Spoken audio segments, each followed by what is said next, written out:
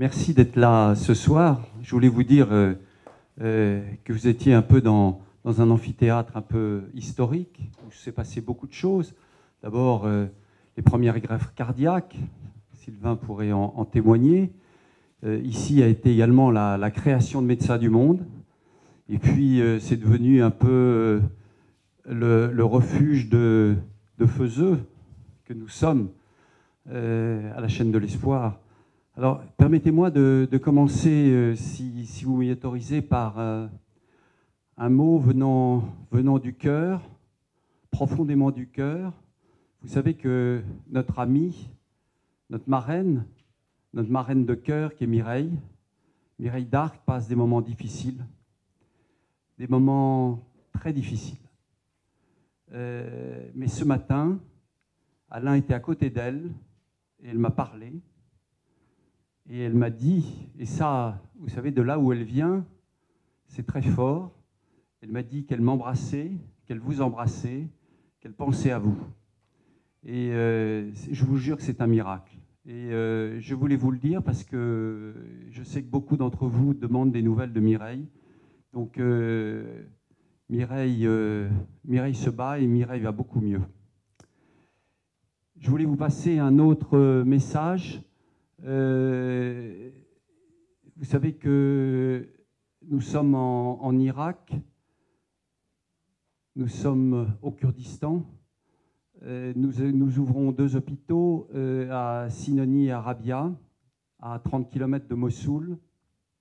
Ça va être probablement une fin d'année très difficile et nous avons besoin urgent, je l'ai mis sur le site de la chaîne, mais peut-être qu'on aura besoin de vous et peut-être que vous nous raconterez votre expérience de ces dernières semaines.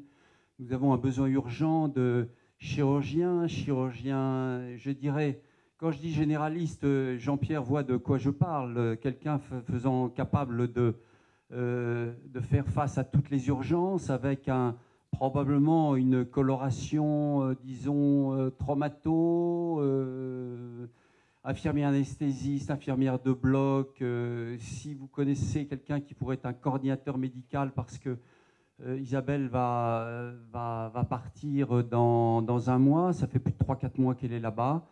Donc nous avons besoin de beaucoup de monde. Je ne vous parle pas de la maternité de Kaboul qui ouvre dans 8 jours. Il y a déjà une équipe sur place. Nous avons besoin de beaucoup de monde, de gynécos, sages-femmes, néonates, et donc sur la Jordanie également beaucoup de besoins chirurgicaux et d'infirmiers anesthésistes, d'anesthésistes, de réanimateurs. C'est un grand besoin, je dirais un peu urgent.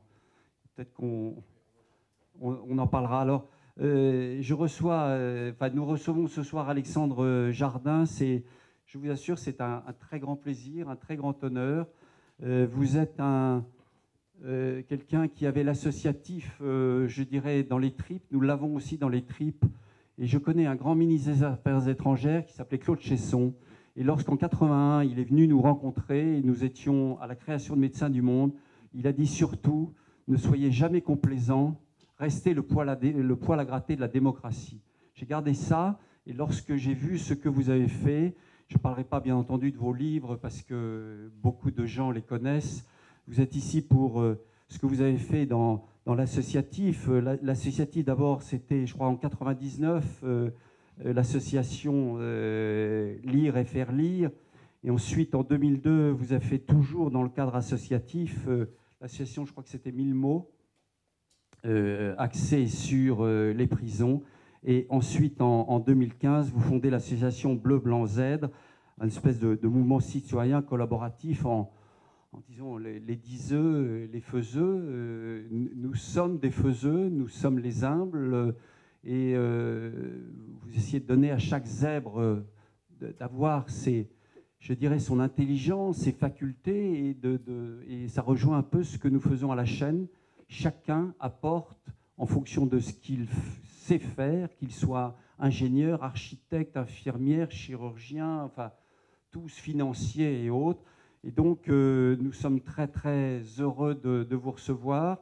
Il y aura beaucoup de questions sur ce mouvement associatif, ce que vous en attendez, dans une période qui, je dirais, nationalement, internationalement, est extrêmement troublante. Il y a 1000 questions que nous posons et je dirais que nous sommes très heureux que vous soyez là. Merci.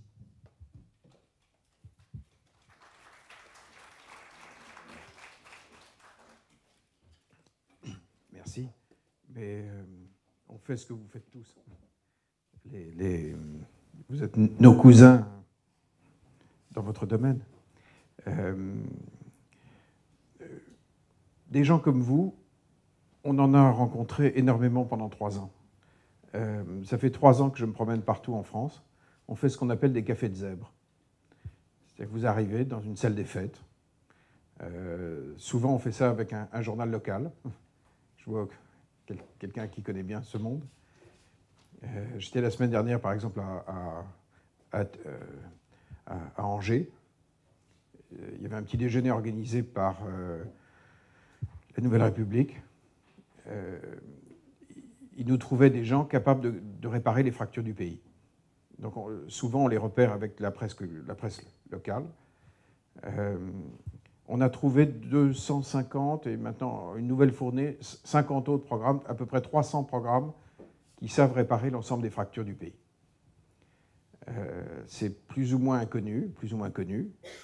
C'est extraordinairement intelligent, peu coûteux en général, puisqu'on, comme vous, on apprend à se débrouiller dans des contextes budgétaires très serrés. C'est l'intelligence du pays. Et elle est immense. Elle est stupéfiante, elle est à peu près inconnue des médias nationaux. Et on les fait coopérer en ce moment. Donc c'est vrai que vos besoins, on va en parler, pour voir comment on peut accélérer le recrutement dont vous avez besoin. Parce qu'en faisant coopérer des réseaux, ça marche. Je vais prendre... Et du coup, on monte de véritables politiques publiques clés en main dont on est opérateur. Soit en se débrouillant financièrement, soit en signant des accords avec les régions ou avec des communes. Par exemple, le retour au travail, un des principaux problèmes, c'est la question du transport, de la mobilité, tout simplement. On a un programme qui s'appelle WeMove, qui a été fondé par une fille hors du commun, qui a 34 ans, qui a monté un système. Les chômeurs longue durée suivis par des associations d'insertion sont envoyés, ont un entretien qui dure 1 heure, 1 heure et demie, et dans 80% des cas, on trouve une solution financièrement viable pour la personne, pour que cette personne puisse se rendre à l'endroit où il y a du travail. Elle a un couteau suisse hallucinant, d'outils qu'elle a été chercher ou qu'elle a construits, ou qu'elle a trouvé des partenaires. Par exemple, elle a négocié avec le groupe Renault un système qui s'appelle Mobilise. Il y a 300 garages Renault qui réparent à prix coûtant les voitures des gens qui sont suivis par des associations d'insertion. Ça fait que les voitures redémarrent ou pas.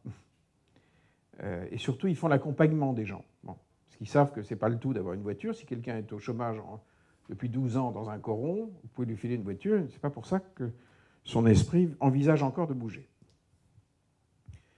On est en train, par exemple, on a facilité un accord avec le groupe Engie. Ils vont pouvoir passer de 10 000 chômeurs à 100 000 d'ici 2 ans, avec une montée en charge.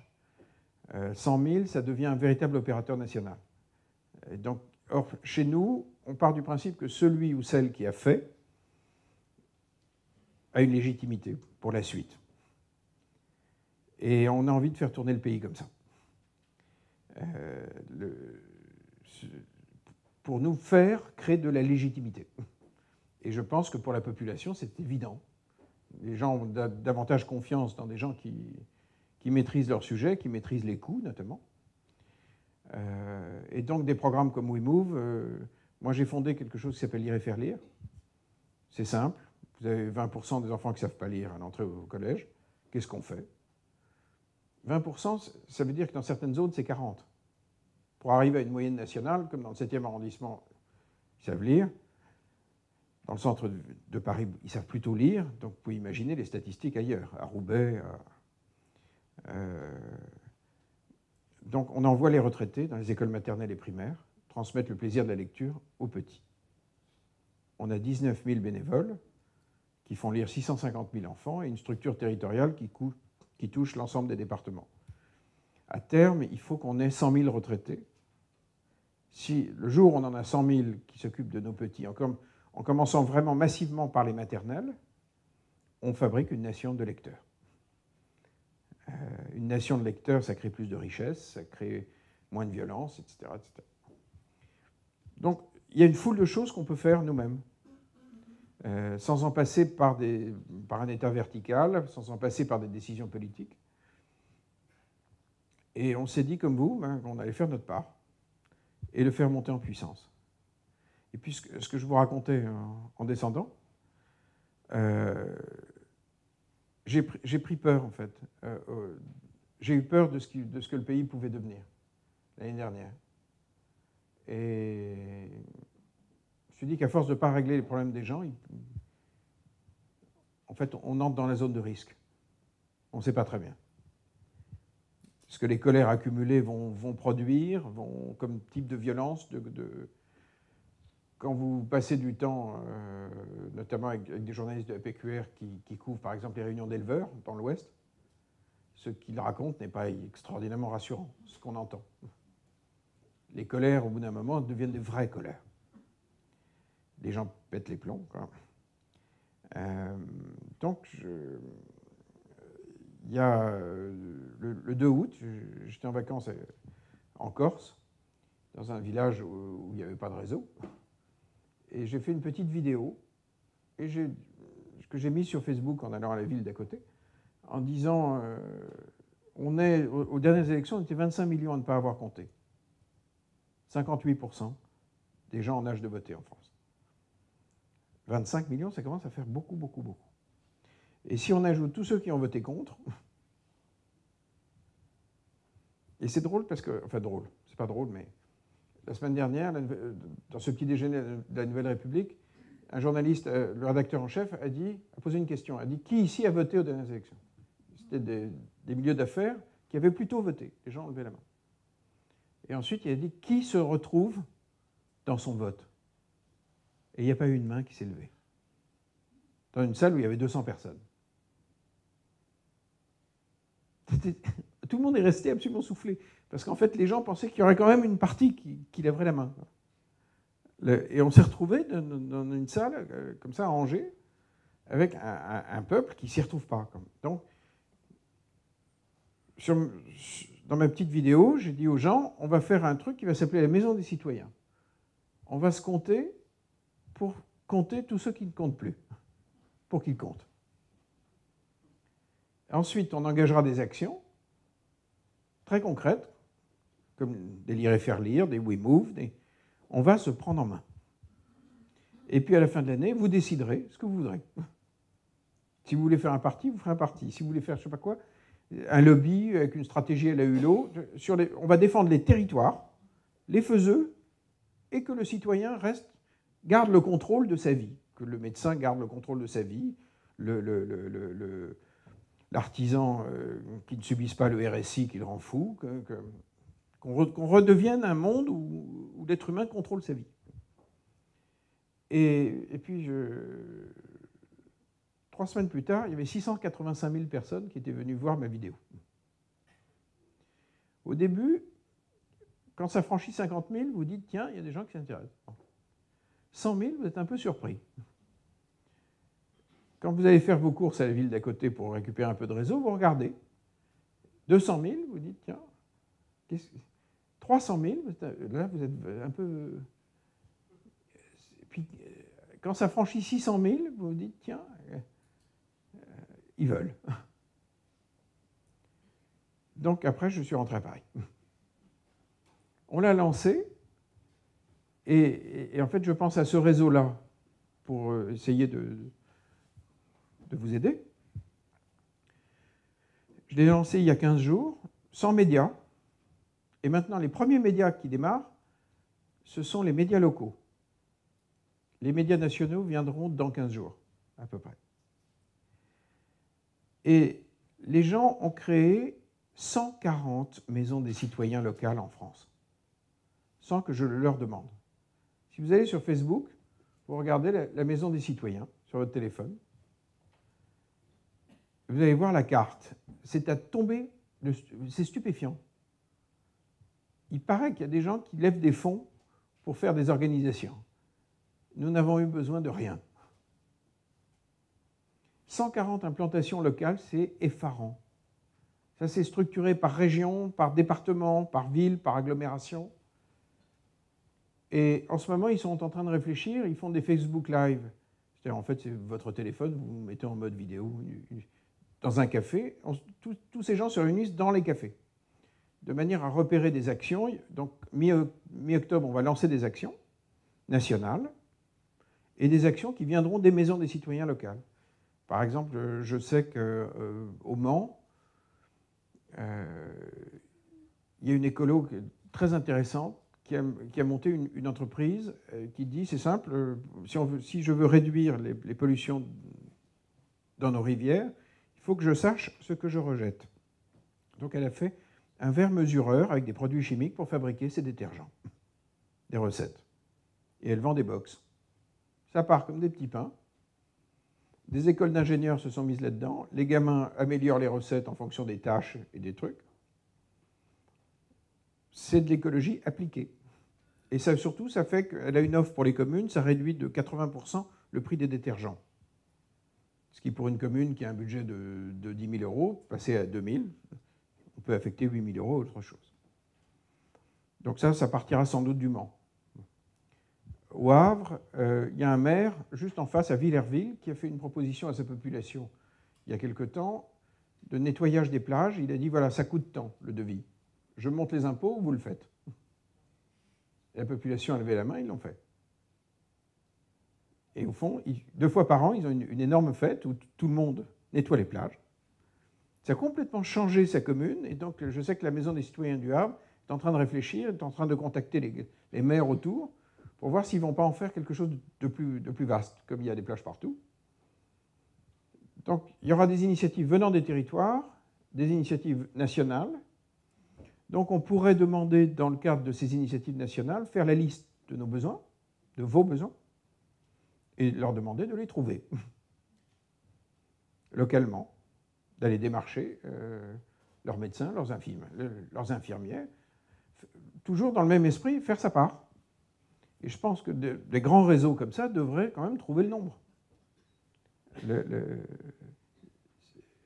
Utilisons cette force de bienveillance. Et donc, on regardera après vos besoins, à quelle date, et puis on va utiliser les réseaux sociaux et ces maisons locales.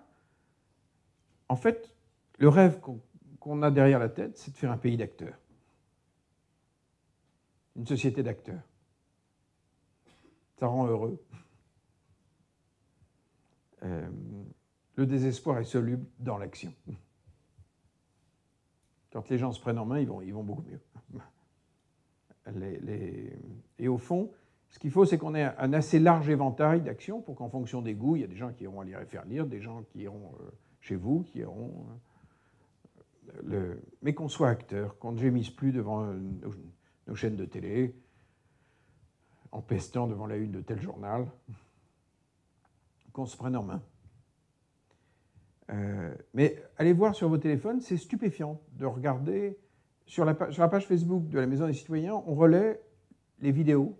Et alors vous voyez, par exemple, la Maison des Citoyens à Marseille a été prise en main par 40 personnes qui s'occupent du Téléthon, qui se connaissaient déjà. À Toulouse, ce sont plutôt des femmes entrepreneurs. Au Havre, c'est une jeune fille qui doit avoir 21-22 ans, qui a embarqué toute une bande de geeks locaux. Donc c'est très... En fait, il y a un pays qui a envie d'exister. On est en train d'organiser ça. Vos besoins, ce serait plutôt pour quand? Maintenant, le plus vite. Ce qui veut dire qu'il faut qu'on fasse une liste. Ce qu'on fera, on fera une vidéo où je vais vous interviewer. Et on va mettre ça compte tenu de vos problèmes de délai. On le mettra peut-être dans les 3 actions nationales. Mais il faut qu'on se débrouille entre nous. Qu'on affirme une identité française heureuse, profondément active, agissante. Et pour être très franc, je me fous un petit peu de la décision finale des citoyens dans la maison. Pour moi, c'est moins important de savoir s'ils veulent faire un parti et gagner des élections que de savoir s'ils veulent quelque chose. Le processus me paraît plus important que la fin. Que les gens se prennent en charge. Et quand je parle de faiseux, c'est ou bien des associations comme vous, comme celle que j'ai pu fonder, des entreprises classiques qui rendent des services d'intérêt général. Si vous voulez rebancariser les gens en France, il vaut mieux une entreprise qui a 90 actionnaires, qui s'appelle Compte Nickel, qui installe chez les buralistes des machines qui scannent les pièces d'identité. Ils ont ouvert près de 600 000 comptes en 2 ans et demi. Là, c'est une initiative économique. On soutient ça à égalité avec des associations parce qu'on considère que quand un service d'intérêt général peut être rendu avec une logique économique, donc sans peser sur nos finances collectives, bah, tant mieux. Il faut qu'on rebancarise les gens vite. On en a 2,5 millions d'interdits bancaires et ces gens ont besoin d'avoir des relevés d'identité bancaire pour pouvoir s'inscrire dans une agence intérimaire, pour pouvoir travailler, quoi. Payer la cantine de leurs enfants, etc. Donc c'est des entreprises, des associations, des fonctionnaires, ça peut être un gendarme. On a des gendarmes qui savent baisser de 80% dans des zones difficiles la récidive d'incivilité dans des collèges durs, qui sont extrêmement innovants, qui sont sortis un peu du rang, qui ont essayé d'autres méthodes. Ça peut être... enfin, peu importe d'ailleurs. Pourvu que ça vive. Pourvu que ça veuille quelque chose, que ce soit bienveillant, que ça fasse avancer l'époque. Voilà, donc on fera une vidéo. Ce qu'il faudrait, c'est qu'on ait après, qu'on fasse un post très précis sur vos besoins et qu'au fur et à mesure, si les maisons s'en occupent ou si les réseaux fournissent, qu'on puisse cocher pour qu'ils ne cherchent pas pour rien quand vous avez atteint le quota. Hein. Et puis après, on passera à une action suivante.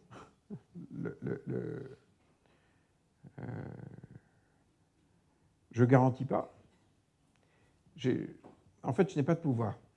Je peux simplement organiser des situations qui créent l'opportunité de se conduire bien. Et visiblement, l'être humain aime ça. Quand on lui donne l'opportunité... En fait, c'est assez logique. Quand on va au cinéma, c'est très très rare que le public applaudisse le pervers. Les gens préfèrent quand même que le mec bien épouse la fille à la fin.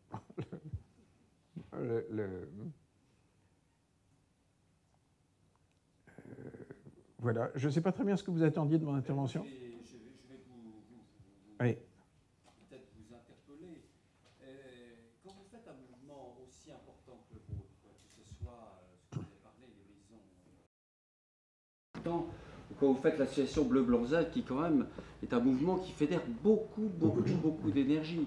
Vous êtes à une période très particulière et vous ne pouvez absolument pas éviter qu'à un moment vous allez vous trouver dans une nécessité de parler avec différentes personnes qui vont concourir dans quelques mois aux plus hautes responsabilités. Et donc votre mouvement, et d'ailleurs vous avez dit éventuellement que vous allez le dissoudre en 2017. Et par exemple, vous avez donné un exemple tout à l'heure, les artisans, le RSI c'est insupportable.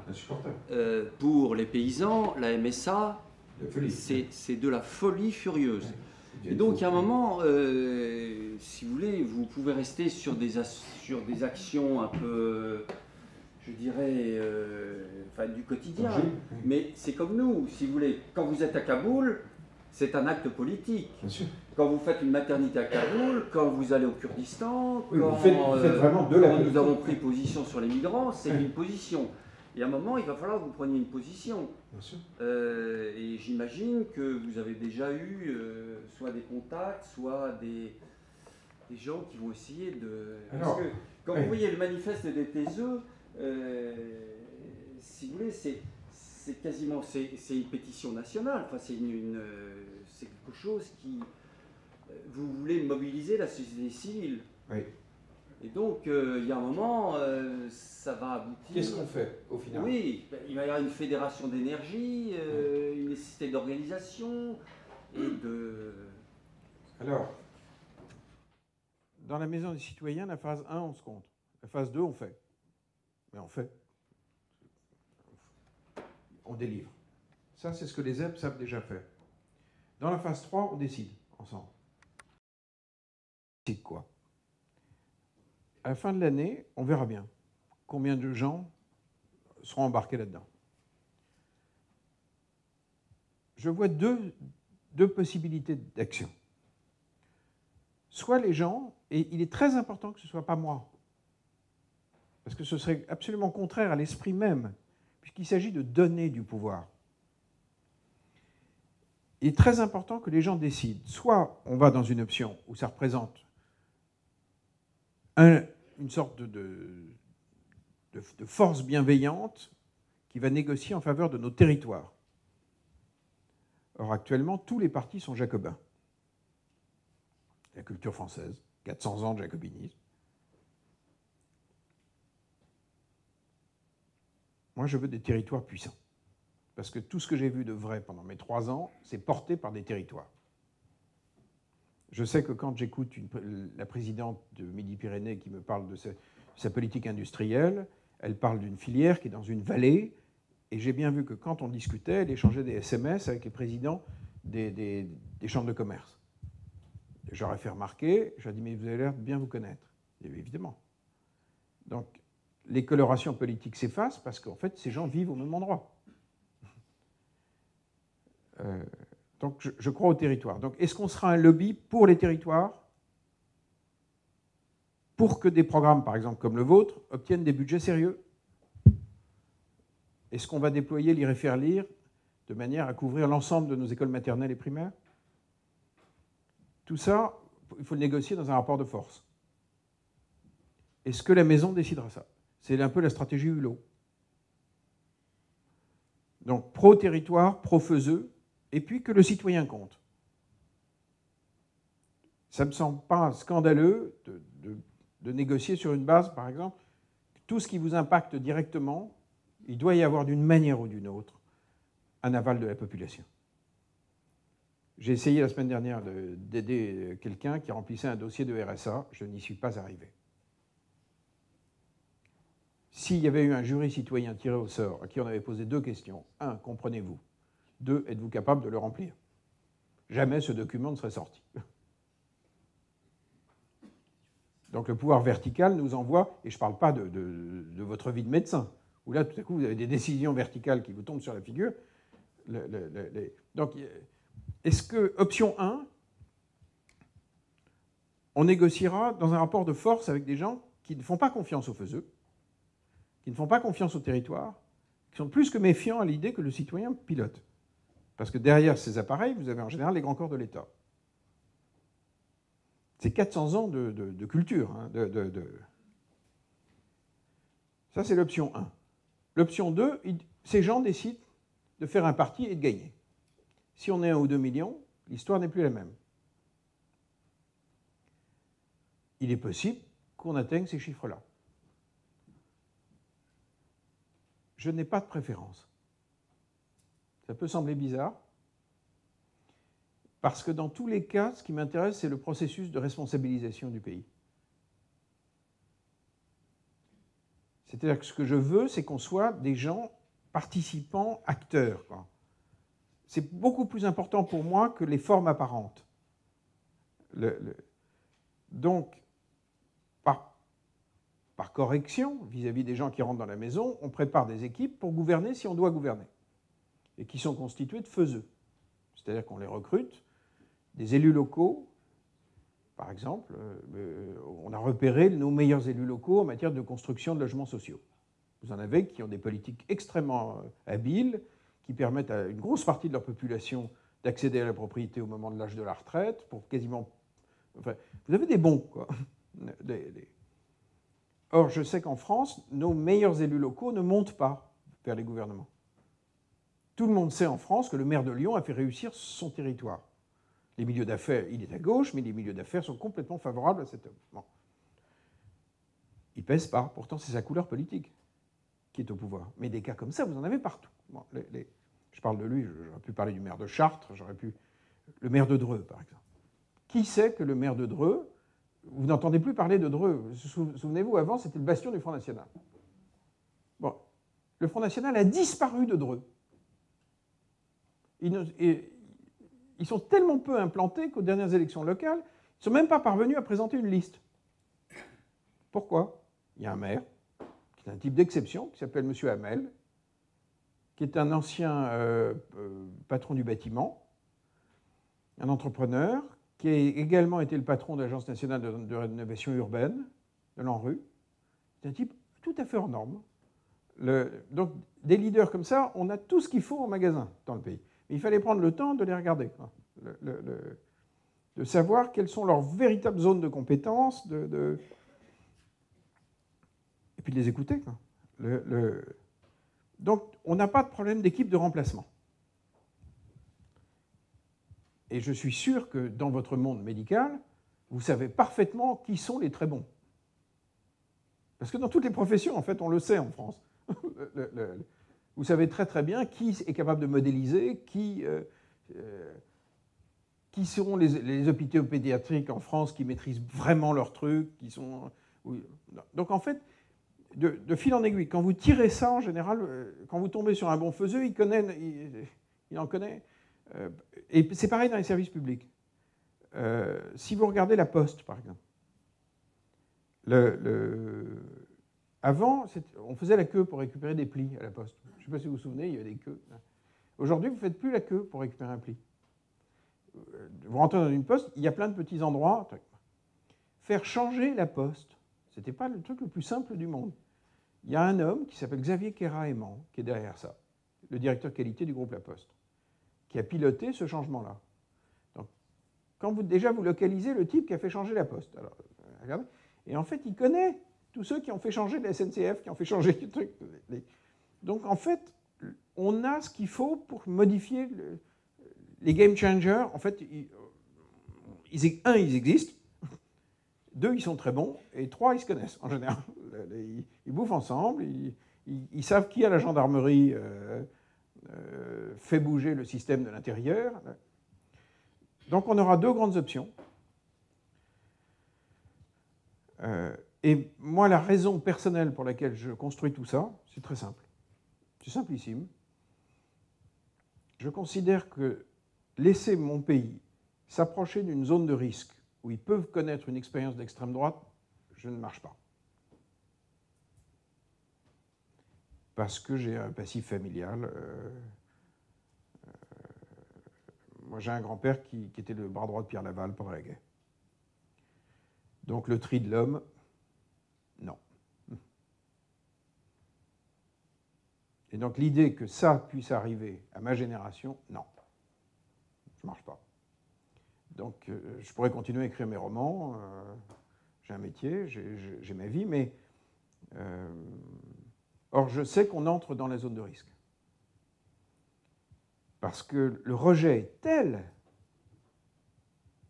est tel qu'on peut se retrouver avec une offre politique dont les Français ne voudront vraiment pas. Et si c'est le cas, ils ne sortiront pas pour voter. Et on va se retrouver devant des risques. Et en fait, personne ne sait réellement. Les gens disent « mais non, ça n'arrivera jamais ». Je sais que les livres d'histoire sont bourrés de pages qui n'auraient jamais dû s'écrire.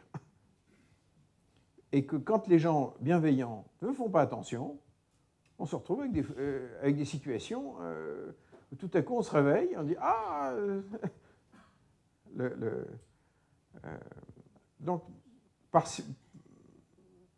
je fais en sorte qu'on ait en tout cas une marge de liberté. Qu'on ne se retrouve pas dans un piège.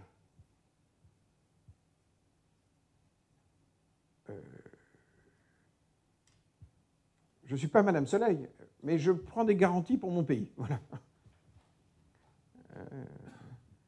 Pour qu'à aucun moment, des logiques... En réalité, il s'est produit quelque chose de terrifiant dont je me suis rendu compte, parce que après 3 années à naviguer partout, quand on vit à Paris, les restaurants sont encore ouverts. C'est-à-dire qu'on n'a jamais vu dans notre ville la réalité de la récession qui frappe 90% de notre territoire. Quand vous allumez la télé ou vous lisez un journal qui publie le taux de croissance français, on oublie toujours de dire que l'Île-de-France fait 1 point de plus que la moyenne nationale. Et vous avez quelques points comme l'Alsace, etc. Mais dans la réalité, quand la France fait 0,5% de croissance, ça veut dire que le 90% du territoire est en récession, géographiquement. Donc après, les Parisiens disent « Ah, c'est marrant, ils votent mal ». Mais en fait, le peuple souffre, quoi. Mais il souffre extraordinairement gravement, quoi. Il y a de véritables effondrements de niveau de vie, quoi. Donc à un moment, ça ne peut pas bien se passer, quoi. Notre modèle ne crée plus assez de richesse, quoi. Donc on entre dans une zone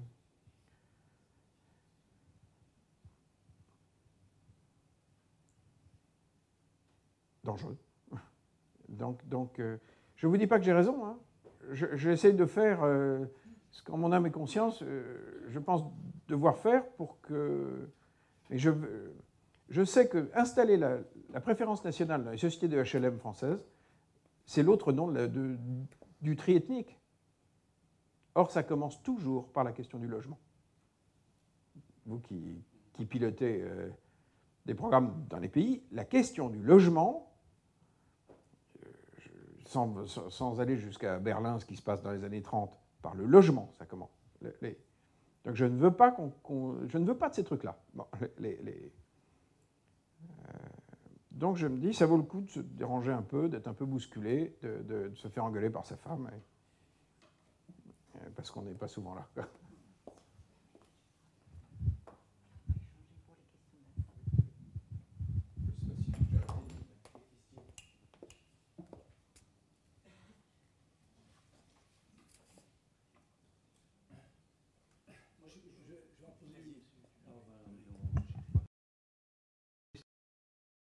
Récupérés par les partis politiques à un moment ou un autre. Enfin, les partis politiques installés. Classique, oui. Ça fait 3 ans qu'ils essaient. Je les ai tous vus. Je les ai tous eu au téléphone. Ils arrivent, ils sont un peu pâteaux. Ils sont pas très malins. Je suis pas trop récupérable parce que j'ai pas l'intention de faire carrière avec eux. Non, pas toi, ton mouvement.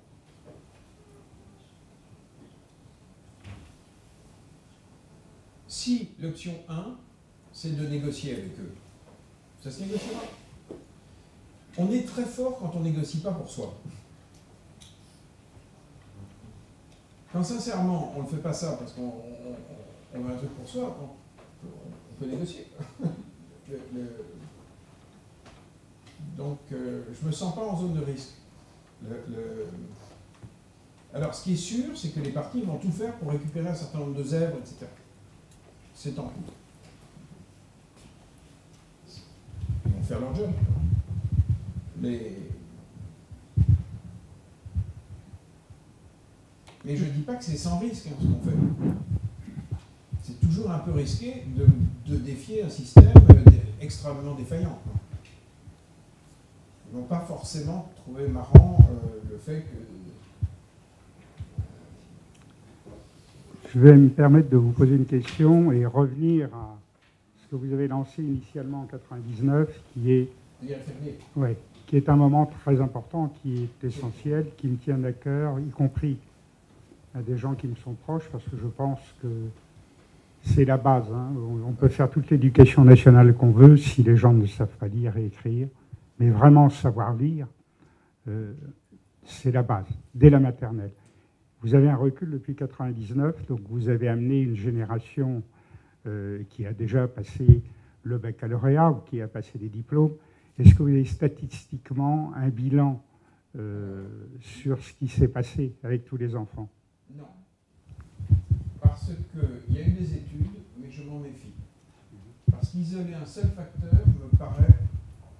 En revanche, on a des indicateurs. En gros, quand dans un même quartier, vous avez une école où il y a des retraités qui font lire les petits, vous avez 3 à 4 fois plus de livres qui sortent de la bibliothèque. C'est énorme.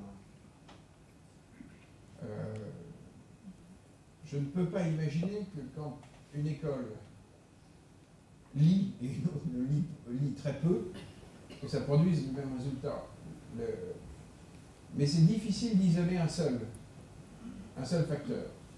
Ensuite, c'est très variable selon des zones, parce que lire et faire lire n'est pas appliqué exactement de la même manière en Alsace, à Tarbes ou à Rennes. Parce que c'est piloté par 2 grands réseaux, la Ligue de l'enseignement et l'UNAF, qui sont des réseaux très décentralisés. Donc localement, ou alors des assos lire et faire lire quand les 2 réseaux ont été défaillants, comme dans la Marne. C'est que quand on a des zones où on a des communes, quand on marche main dans la main avec les élus locaux, je pense à certaines zones en banlieue parisienne, où on a 90-95% des enfants qui bénéficient de lire et faire lire. C'est absolument évident que la rue, 15 ans plus tard, sera différente. C'est évident. Maintenant, pour moi, le programme n'est pas optimal pour l'instant. Parce que pour que ça fonctionne de manière réellement optimale, il faudra qu'on ait suffisamment de monde pour passer d'une séance hebdomadaire à 2 ou 3. Mais je sais qu'on ne peut pas y arriver d'un coup. Il faut mettre en route, il faut étoffer les troupes, il faut... Mais on ne va pas arriver à 2-3 par semaine d'un coup. Donc, je suis conscient que c'est un travail de très très longue haleine. Ça consiste quand même à brasser des populations sur 20-30 ans. Mais ce travail, si on ne le commence pas, on n'y sera pas. Donc, les générations actuelles de retraités de lire et faire lire commencent le travail, mais c'est un travail pour l'espèce. Et qui va se régler sur... faire une véritable nation de lecteurs, ça va se faire sur 30 ans.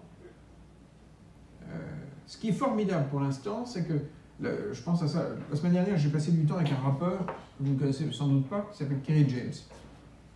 Kerry James, c'est une des énormes stars de nos banlieues, qui ne passe jamais dans les médias de surface. Il y a une vidéo qui fait hurler de rire tout le monde, toutes nos banlieues, où on voit Kerry James invité par Aznavour chez Drucker. Drucker écoute la chanson et lui dit « Jeune homme, vous devriez continuer ». Le type a vendu 8 millions d'albums. Johnny Hallyday est un plaisantin, à côté, dans nos banlieues. Or, Kerry James m'a dit, la semaine dernière, il me dit « Je marche avec toi, on va mobiliser les quartiers, on va envoyer nos mamas, on va envoyer tout le monde ». Or, c'est très important qu'on arrive à embarquer tous les éléments d'une société, y compris les leaders rappeurs, pour qu'on arrive à pénétrer au fond des quartiers. Mais c'est vrai que c'est un travail, pour moi, actuellement, c'est encore un échec. Je ne suis pas encore fier de ce qu'on a fait. Parce que c'est défaillant. Mais je sais bien qu'on est obligé d'en passer par cette phase-là.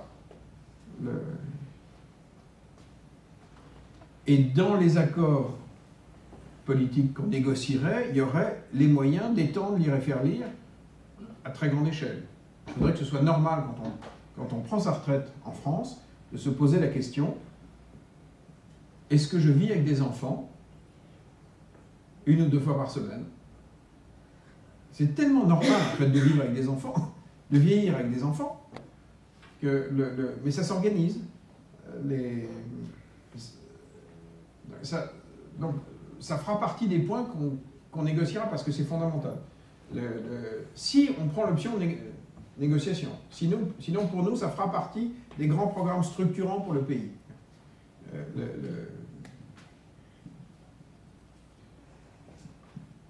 Vous intervenez en périscolaire ou à quelle période? Alors, est-ce que ça peut aider les communes comme c'est du oui. bénévolat? Oui. Alors, on a commencé en périscolaire. Notre convention initiale avec l'éducation nationale concernait le périscolaire. en pratique, quand la dame du jeudi connaît l'institutrice, au bout d'un moment, ce sont les enseignants qui les font rentrer dans le temps scolaire. Mais il faut faire confiance aux gens. Si on l'imposait au départ, ça pourrait déséquilibrer la classe. Alors que quand les gens prennent le temps de se connaître, tout à coup, des connivences se créent, des ententes. Et actuellement, ça a tendance à rentrer dans l'aménagement des mardis et vendredis. Ce qui n'est pas une bonne chose, parce que l'administration, à ce moment-là, nous impose son heure, puisqu'il faut que ça dure 1 heure ou 50 minutes. C'est trop long pour les enfants. Un bon atelier lecture, avec des petits en maternelle, c'est 20 minutes. 25 minutes avec des plus grands.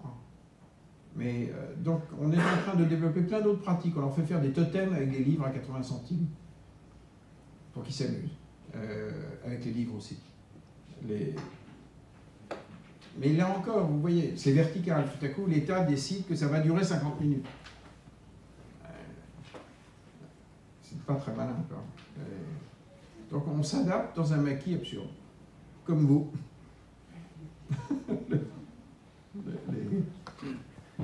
Est-ce que vous avez rencontré Nicolas Hulot pour partager Oui, bien sûr.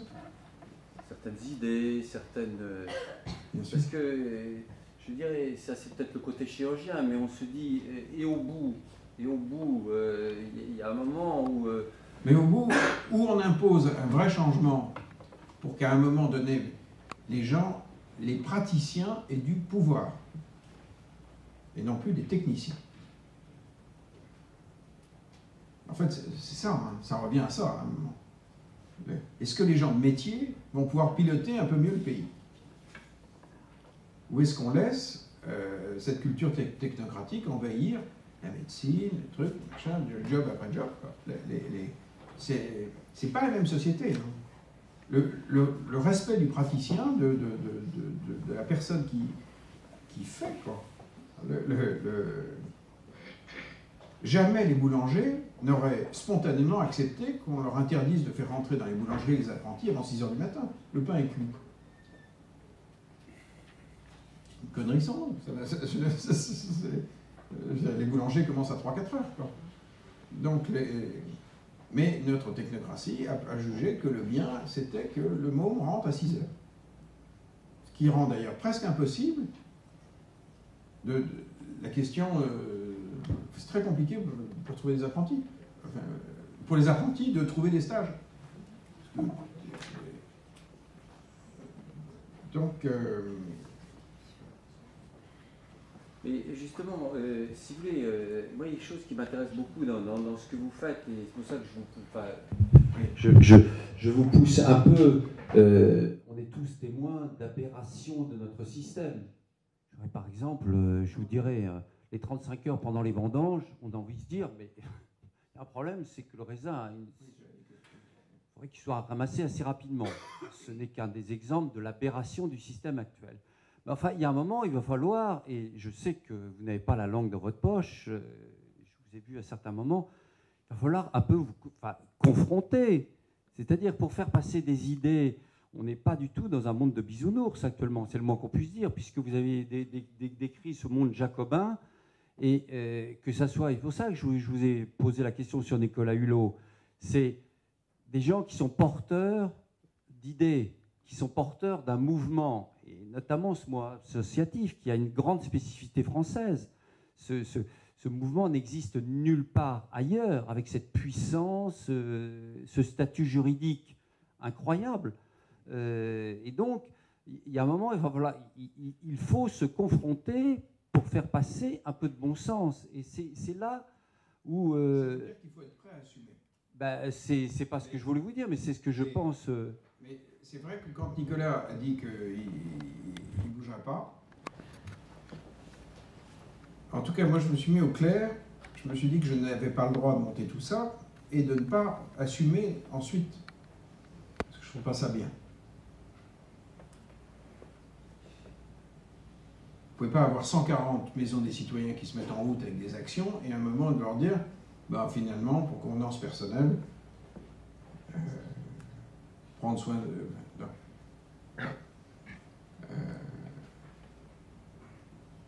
Mais autour de Nicolas, il y avait beaucoup de gens qui étaient extrêmement faiseux. Et en fait, on s'est beaucoup rapproché de cela. Les mouvements des colibris, ils sont écolos faiseux. Ils disent ce qu'ils croient, mais ils le font.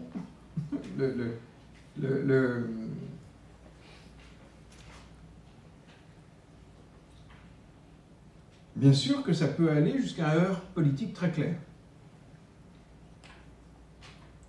C'est pas, pour des raisons personnelles, l'option la plus confortable. Mais on est bien à un moment de vérité dans notre histoire.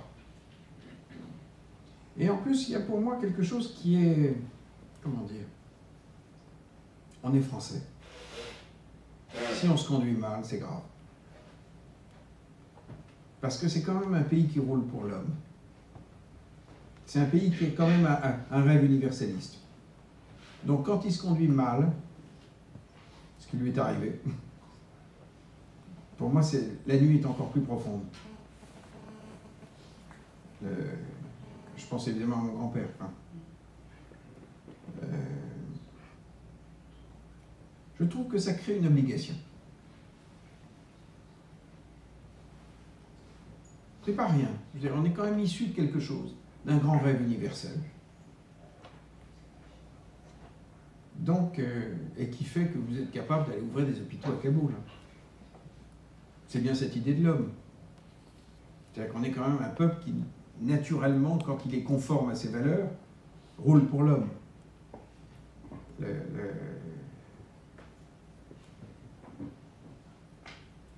Donc, dans un moment comme ça, il va falloir que les bienveillants se comptent.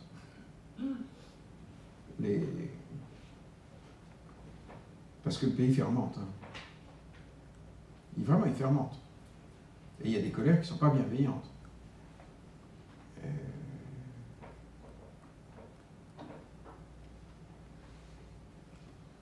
Mais il y en a plein. Il y en a plein. Oui. Est-ce que je peux vous faire part Oui. de deux difficultés qu'on a Oui. à la chaîne de l'espoir dans nos actions? Oui.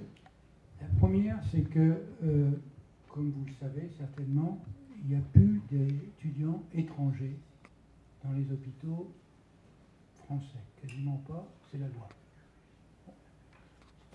C'est pas que les gens dans les hôpitaux soient contre, c'est comme ça. Il disait qu'il n'y avait plus d'étudiants étrangers dans les hôpitaux français. Bon. On ne peut pas aller contre la loi. C'est un des points. Le deuxième point, c'est l'organisation des missions avec les organigrammes des hôpitaux. On a plein de volontaires. Mais pour tout un tas de raisons d'organisation, il faut s'y prendre 6 mois à l'avance, sinon 1 an, pour organiser les congés qui sont avant étaient possibles en faveur des associations. Maintenant, c'est à peine possible. Or, les gens sont pour. Mais il y a des cadres administratifs, je ne parle pas de cadres, non pas personnels, mais des schémas dans les hôpitaux qui font que, bien que tout le monde soit pour, on n'y arrive pas. Ça rend fou. Et là, on se retrouve avec ce que vous disiez pour les artisans. Alors, comment faire? C'est aussi pour ça que j'ai fait les maisons des citoyens. Parce qu'en fait, vous avez ces problèmes-là, mais tout le monde les a. Les mouvements d'éducation populaire, en ce moment, ferment leurs centres parce qu'on leur impose de telles normes qu'ils ne peuvent pas financer le maintien de leurs centres.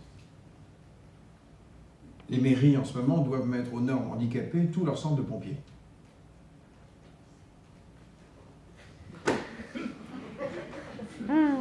C'est atterrant de conneries. Je discutais l'année dernière avec le président du Conseil constitutionnel que je croise dans un train, qui me dit, l'année dernière, il y a 1 an, je reçois un devis, les grands lustres du salon d'apparat, changement de normes, il fallait changer les ampoules. 50 000 €. Et je trouve ça un peu cher pour des ampoules, et je n'avais pas provisionné ça. Mais on me dit, le Conseil constitutionnel doit respecter la loi. 8 mois plus tard, on lui ramène un devis, 45 000 €, rechangement de normes. Il avait craqué 95 000 €. pour des conneries, en période de disette d'argent public. Et à un moment, je lui ai dit, mais en ton âme et conscience, je veux dire, dans ta famille, les gaullistes, celui qui a quand même rédigé la Constitution, c'était un rebelle ou pas? Vous êtes, enfin, je veux dire, c'était des rebelles ou pas? Il me dit, oui, mais tu ne te rends pas compte. Je me rends compte qu'à un moment donné, il y a eu des gens bien qui ont dit stop. Je dis, tu sais bien que tu fais une connerie. Donc, à un moment, il va falloir dire stop à l'appareil normatif français. Mais on ne peut pas le faire isolément. Mais en fait, tout le monde en souffre. Les maires n'en peuvent plus. Ils sont tous dans l'illégalité. Si vous voulez vous occuper de vos administrés, vous êtes dans l'illégalité. Vous courez des risques en correctionnel, au moins de petits trous. Les risques juridiques que vous encourez, vous, sont totalement déments. Les élus locaux, c'est totalement dément. Donc, il y a bien un moment où cet appareil normatif qui nous est tombé sur le coin.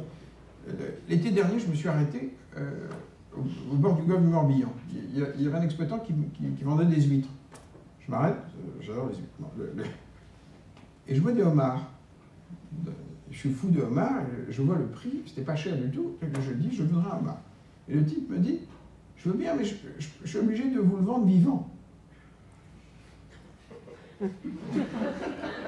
J'ai cru que c'était une plaisanterie. Et je lui dis, mais je ne veux pas adopter un homard.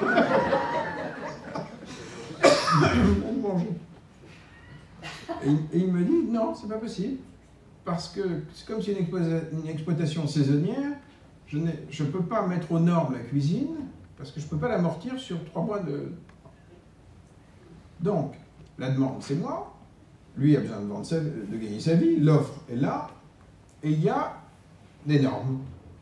Or, cuire un homard, c'est jamais un truc de but à gaz, de l'eau qui bout et un bouillon Knorr.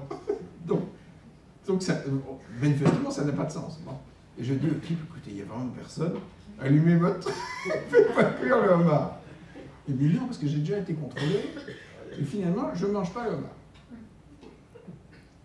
C'est comme vos gens qui sont volontaires, et tout à coup, vous avez un système de dingue. Donc, or, si vous passez par la voie classique, c'est Thierry Mandon, qui a été secrétaire d'État à la simplification. En l'occurrence, ils ont mis un type exceptionnel, je le connais très bien. Il se trouve qu'on était à Sciences Po ensemble et que j'en réponds, c'est vraiment un grand type, intelligent, courageux. Et je l'ai croisé juste avant qu'il démissionne, dans un bistrot à côté de l'Assemblée. Il arrive, il se met en face de moi, tout blanc, et il me dit, c'est foutu. Je dis, qu'est-ce qui est foutu? Il dit, t'imagines pas. Dès que je simplifie un truc, le système recomplexifie. L'Assemblée nationale pond à jet continu les textes, les décrets sortent de manière aléatoire, le système est hors de contrôle. Il me dit, je viens d'insulter le président de l'Assemblée. Je dis, qu'est-ce que tu lui as dit? Il me dit, je lui ai dit, il faut un minimum d'études d'impact.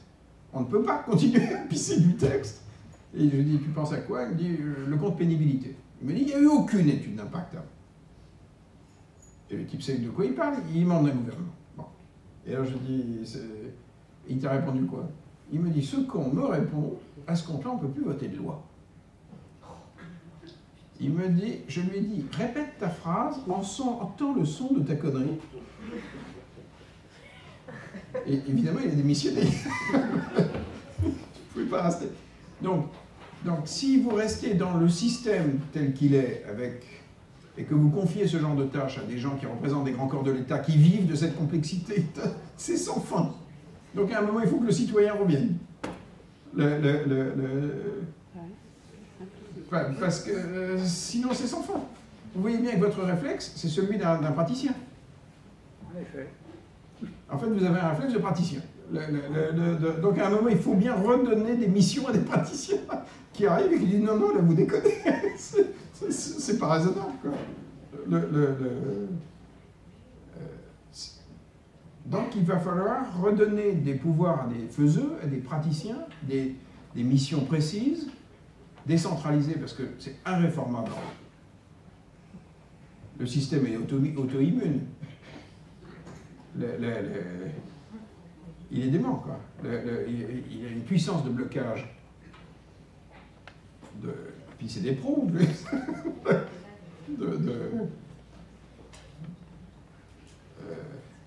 Au mois de juin, j'ai croisé le monsieur qui est le président des maires ruraux. Il sortait d'un rendez-vous à Matignon pour une des grandes revendications des maires ruraux. C'est d'obtenir l'égalité entre les ruraux et les urbains pour la dotation globale.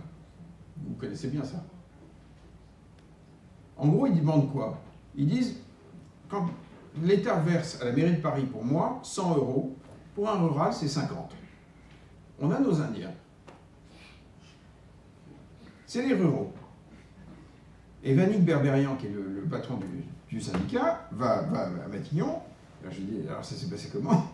Il me dit, d'accord, dans 2 ans. Parce qu'il nous faut 2 ans pour calculer.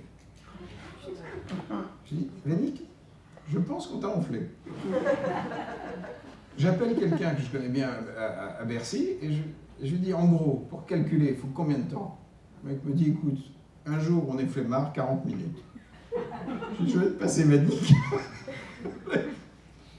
Donc, le système centralisateur parisien n'a pas du tout l'intention de bouger ces équilibres-là. Les territoires, ça les intéresse pas. Mais la dotation globale, ça en dit long. Hein. C'est un scandale absolu qu'un rural vale un demi parisien. C'est incroyable. Et ils ont même théorisé le truc en disant il y a des charges de centralité. C'est ça l'expression. Car chacun sait qu'il n'y a pas de charge quand on est dans un territoire rural.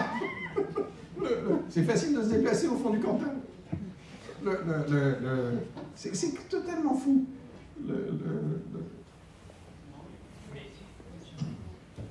Quelle est la solution? Parce qu'au-delà de l'indignation... Voilà.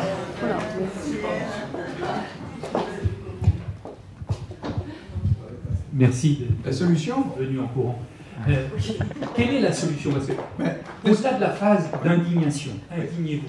Tout le monde s'indigne. Et maintenant, dans l'action, tant pour votre homard que pour les dotations globales, il faut reprendre l'initiative et que les experts reprennent les rênes de leur expertise. Mais comment? Alors comment? La Maison des citoyens servira de lobby pour ça si on prend cette option. Si nous gouvernons directement, ça sera structurel chez nous. Ce qui veut dire que les 3 ans que j'ai passés sur les routes, ils étaient faits pour repérer ces gens. Parce que je pense que la grande question qu'on ne pose dans aucun débat, quand quelqu'un dit « il faudrait faire ça », je pose toujours la question « qui le fait ?» Et le « qui » est pour moi la clé du truc. C'est-à-dire que votre organisation, vous savez bien qui fait quoi. À Kaboul, quand vous parlez d'une maternité, il y a forcément quelqu'un qui sait la piloter. Et je pense qu'un truc ne bouge en réalité que quand on a le qui. Je travaille dans le domaine de l'inclusion des élèves en difficulté de lecture, donc lire et comprendre, ça me touche. C'est l'éducation nationale. Oui. On se revoit quand pour savoir qui bloque. Lorsque je dis à un inspecteur d'académie, sur 7 enfants dyslexiques qui ont besoin d'une solution, vous n'en équipez qu'un, alors que la loi de 2005 vous oblige à les équiper. Et cet imbécile me répond, c'est déjà pas mal. Qu'est-ce qu'on fait? Il n'y a pas de solution nationale. Le système est trop bloquant. Je vous jure que c'est pas possible. Il y a plein de bons ministres qui se sont succédés, qui n'étaient pas des salauds, qui étaient vraiment des gens bien, ils ne sont pas parvenus à bouger une virgule. Donc, au niveau territorial, on va y arriver. On peut encore... quand vous discutez avec une présidente ou un président de région, vous discutez encore à un niveau où les gens voient la vallée, voient le territoire. Vous avez encore un rapport... En fait, vous avez en face de vous des gens qui ne sont pas parfaits. Aucun système n'est parfait. Mais qui raisonnent encore à partir du réel et non pas à partir du rapport. Donc ce problème-là, vous le voyez, vous le voyez, vous savez bien qu'il en faut 2 là, qu'il en faut. Bon. Il faut qu'on arrive à faire redescendre à des niveaux possibles. Je ne vous dis pas qu'on va rentrer dans un monde parfait. On ne sera pas plus intelligent, mais on sera moins con. Ce qui est déjà pas mal. Ça me semble déjà un concept déjà très ambitieux, d'être moins con. Mais pour ça, ça suppose de redescendre les niveaux de décision. On n'est pas obligé de continuer. On n'est pas obligé de continuer. Dans un système qui produit 20% d'enfants qui ne savent pas lire, 2 millions de chômeurs de moins de 25 ans, l'indécence est au programme. Ce n'est plus possible d'infliger ça aux classes populaires françaises. Mais l'aménagement des temps scolaires est tout à fait... Pareil, ça a été vertical. C'était complètement... Il n'y a rien de moins national que ça. Oui, mais surtout ça a été complètement verticalisé. Parce que ça aurait pu être très bien si les territoires avaient... Si on avait laissé des latitudes... Or, tout à coup, il y a quelqu'un dans un bureau qui a dit « Ah non, telle date, c'est comme ça ». Du coup, je peux vous dire, pour ma fille, pardon, elle s'est retrouvée avec des cours de harpe sans harpe. Elle a 5 ans, elle fait comme Richard. Voilà. Bon. Parce qu'ils ont rempli les cases. Oui, mais elle n'a pas choisi. Voilà. Bridge a 5 ans, et moi, ma fille, elle s'est retrouvée avec des cours de harpe sans harpe. Et je lui ai dit, qu'est-ce que tu fais? Elle m'a dit, je mime. J'entendais à l'école. Je lui ai dit, qu'est-ce que c'est que ce truc? Et la prof m'a dit, écoutez, je suis enseignante dans le conservatoire municipal. Moi, je m'étais engagé pour travailler avec des jeunes très motivés. Pas pour faire de la garderie, truc. Et puis surtout, une harpe, ça c'est lourd. Et quand vous la déplacez, je l'explique, vous la déréglez. Donc, elle m'a dit, donc je ne vais pas, pour 1 heure ou 45 minutes, ou je sais pas quoi, je ne vais pas foutre en l'air ma harpe. Donc, typiquement, c'est que il y a eu un cadre national qui est tombé. Regardez par exemple l'intelligence, la créativité dans nos territoires, de nos établissements scolaires agricoles. C'est une de nos meilleures écoles de deuxième chance en France. Pourquoi? Ça échappe à l'éducation nationale. Ça dépend du ministère de l'Agriculture. C'est très proche du monde professionnel, de gens qui ont la fierté de leur métier, etc. Et il y a une innovation pédagogique, mais à tout va. Moi, je suis enseignante formatrice à l'éducation nationale. Je comprends ce que monsieur dit, et depuis la loi 2005 et la loi du handicap. Maintenant, quand on a effectivement des enfants qui sont en détresse, et on est enseignant, et on répond, bah oui, il y a le budget, mais pour un enfant, et pas pour 5, et que les 4 autres handicapés reconnus MDPH, parce qu'on a aussi obligé les gens à faire ça, et on est bien sur l'éducation nationale. Maintenant, qu'est-ce qu'on fait, même quand on est à l'intérieur, même quand on est dans l'éducation nationale? On n'a pas les moyens de le faire. Je sais, mais tout le monde est fou. Et les profs sont furieux. Comment être moins fou? Être moins fou, je pense qu'à un moment donné, il faut s'en occuper. Donc, en tout cas, moi, je ne suis pas Dieu le Père. Je fais ce que je peux pour essayer de créer des structures qui, à un moment donné, vont donner des moyens aux citoyens. Maintenant, si le citoyen se prend en main, on y arrivera. S'il ne le fait pas, j'y arriverai pas. Je n'y arriverai pas. Mais c'est vrai que le monde enseignant, c'est comme le monde paysan, c'est comme le truc, se retrouve avec des lois qui sont virtuelles, en fait. Parce qu'on a raisonné par loi et non pas par opérateur, pas par praticien. Je connais une commune, par exemple, la commune de La Teste, a une politique très intéressante d'accompagnement des enfants handicapés mentaux dans... ils m'ont dit, pour la technostructure française, l'accompagnement, ça passe forcément... Un handicapé, c'est un fauteuil roulant. Mais eux me disent, on a un problème tout bête, c'est les soins dentaires. Nos mômes paniquent quand on approche une roulette de leur bouche, donc on doit les endormir. Sinon, ça vire la séance de torture pour ces enfants. Les endormir, ça suppose de les transporter, que quelqu'un prenne sa journée, de trucs. Donc, au niveau de la commune, on a mis en place un programme qui prend ça en charge. Et il me dit, nous, on a plutôt ce problème-là, par exemple. Donc, si le territoire développe des compétences et des trucs, il faut soutenir ces gens. plutôt que d'imaginer une loi verticale où après on essaye de boucher les trous. C'est pour ça que sur votre sujet, pour nous, dans le monde d'après, ce que vous avez fait crée une légitimité énorme. Parce que vous connaissez votre sujet. Pour de vrai. Moi, je sais que mes structures de lire et faire lire savent parfaitement comment étendre. On sait comment utiliser du service civique, du truc, du machin. Enfin, on sait faire. Parce qu'on fait.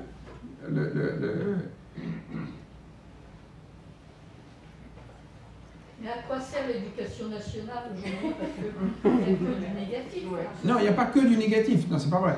On ne peut pas que noircir. Je suis d'accord avec vous. Je trouve que... Non, il n'y a pas. Mais en revanche, on a un taux d'échec qui n'est plus tolérable socialement, qui n'est plus tolérable socialement. Non, c'est pas qu'une histoire de moyens. Je vais vous dire, par exemple, j'ai un programme, moi, avec les Zèbres, on a une organisation qui s'appelle l'Agence pour l'éducation par le sport, qui réunit 1000 clubs qui utilisent le sport pour intégrer sur le marché du travail des jeunes, qui ne vont plus aux missions pour l'emploi, parce qu'ils savent que ça sert à rien. Donc, on a fait un accord avec l'Assemblée permanente des chambres de métiers. On a démarré à Tourcoing, et maintenant, on fait tâche B. On fait des campagnes de recrutement pour les centres de formation d'apprentis qui sont vides, que nos régions payent fort cher, et il y a un tiers de place au niveau national. Je n'ai pas été vérifié partout, ce sont les chiffres que m'a donné le patron des chambres de métiers. Or, en pratique, tous les jeunes que j'ai vus dans les CFA, quand je leur dis, est-ce qu'au moment de leur orientation, on vous a parlé des CFA? Zéro. Jamais vu un jeune. On a 80% des jeunes qui sortent des CFA avec un contrat de travail. On a 2 millions de chômeurs de moins de 25 ans. L'éducation nationale fait tout pour qu'ils n'y aillent pas. Donc, ça ne sert à rien de protester, parce qu'il ne va rien se passer. Parce que c'est culturel, en fait. Donc, on s'est dit, on va contourner par les coachs sportifs et les clubs de sport des quartiers. On ira plus vite, et c'est ce qu'on fait. Donc, je préfère une logique faiseuse, parce qu'au moins, je sais que mes clubs de sport savent le faire. On a développé un deuxième truc qu'on a modélisé avec le Crédit Lyonnais, qui nous réserve 10% de ses recrutements à nos clubs de sport qu'on est en train de transformer en prépa, pour intégrer des formations bancaires. On passe du Crédit Lyonnais maintenant à l'ensemble du secteur bancaire avec l'Association française de banque. Mais ce sont des accords de faiseux. Et au fond, le secteur bancaire va s'y retrouver parce qu'ils ont besoin de personnel en rapport avec les populations des quartiers où ils ont besoin de se développer. Et le taux de croissance en France est en dehors du périph'.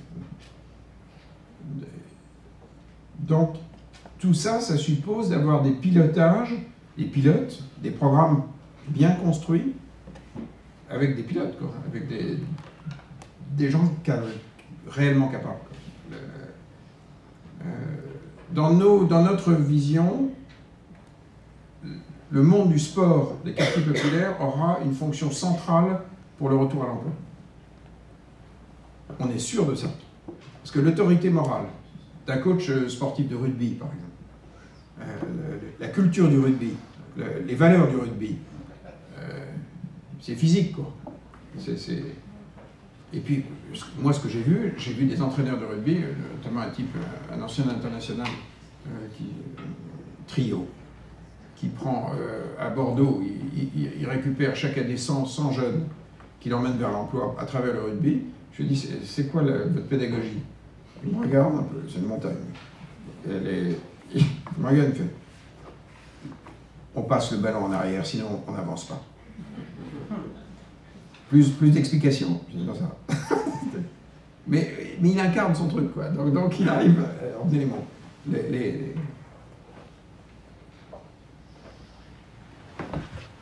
Donc il y aura une phase de... Mais donc pour moi, la grande question, c'est qui?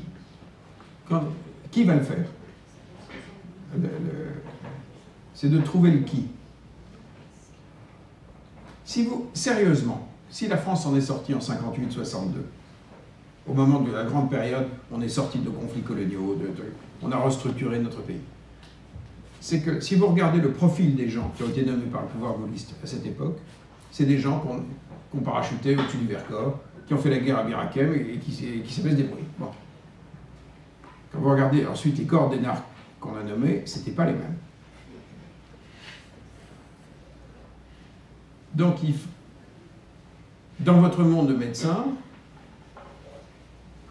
vous avez des gens incroyablement courageux dans l'organisation de leur système. Je ne sais pas comment vous gérez les grandes périodes d'épidémie, où ça doit être un bordel sans nom dans les hôpitaux, mais vous le gérez. Parce que vous êtes fondamentalement des praticiens. Donc, il faut faire monter les gens comme vous. On va le faire. Merci beaucoup. Et merci de nous avoir donné